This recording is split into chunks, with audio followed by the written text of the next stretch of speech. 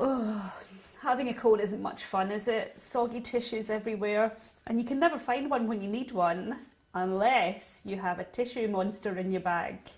And these cool critters are the coolest place around to store your hankies for just such an occasion.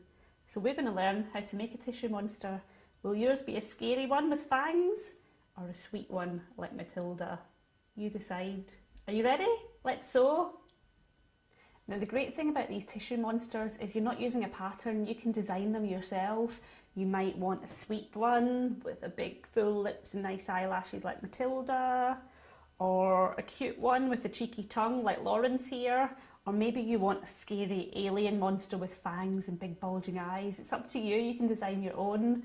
I've decided that I'm going to go for a green alien monster this time, and I've cut out a pink tongue, and he's going to have crazy red and white eyes, and I think I'm going to use these googly eyes as part of his eyes as well. So I've cut these out all ready to go, and I'm using a long rectangle of felt that will fold nicely in the middle, and now I'm ready to make my monster. So now I'm ready to make my monster. I'm going to start by taking my rectangle of felt and folding it until it meets in the middle, because that's where the tissue is going to come out of. Now it's important that before we sew the monster together, we sew on his face, his eyes, his tongue, his fangs, whatever you're going to add. So to do that, we're going to put them in place and play around with how he's going to look. Now do I want mine to be a bit cross-eyed? Let's see how that would look. Or I think maybe slightly further apart. What about his tongue? Slight angle. So I'm going to move these eyes out the way, and I'm going to pin these in place. And it's really important that you don't pin or sew through here. So I'm going to pin this in place, and I'm going to pop a pin in each eye to hold that in place before I sew. And it might help now if I open it out. And I'm going to use some nice red thread to sew on the tongue and the eyes, and also to sew up the sides. But the first thing I'm going to do is sew my eyes on, and because I've got red thread, I think I'm going to use running stitch or straight stitch to sew all around his eyes. So I'm going to start so that my knot's hidden underneath. Up, up, up. Down, down, down. So easy. And then what do we do at the beginning and end of each straight stitch? We do a double stitch.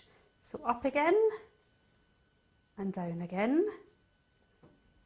And already the pin's slightly in the way, so I'm going to pop that in the pin cushion and hold it with my thumb and use nice small stitches to sew around his eyes.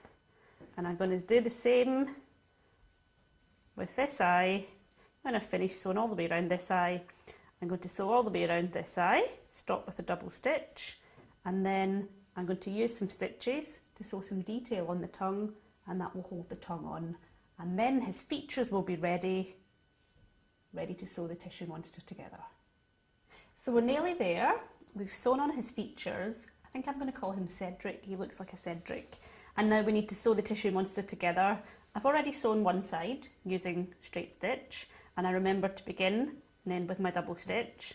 And now I need to sew the second side together using straight stitch. Again, I've started with my double, and I'm going up and down and up and down, and I want to go all the way to the end. And can you see I'm actually using what's called the weaving technique, which is an even quicker way of doing straight stitch. I'm going down and up in the one movement. Just move that pin out of the way. Finish with this pin too. And I'm going down, and then needle's going through to the back, bringing it up again. And look how much quicker that is than doing down up individually. And for my last stitch, what do we end on? A double stitch. So I'm going up and down again, and then I'm going to use the back of my needle to make a knot right close to there, and snip, And Cedric is almost complete, but he's a little bit hungry. He needs some tissues. And that's our new member of the Tissue Monster family.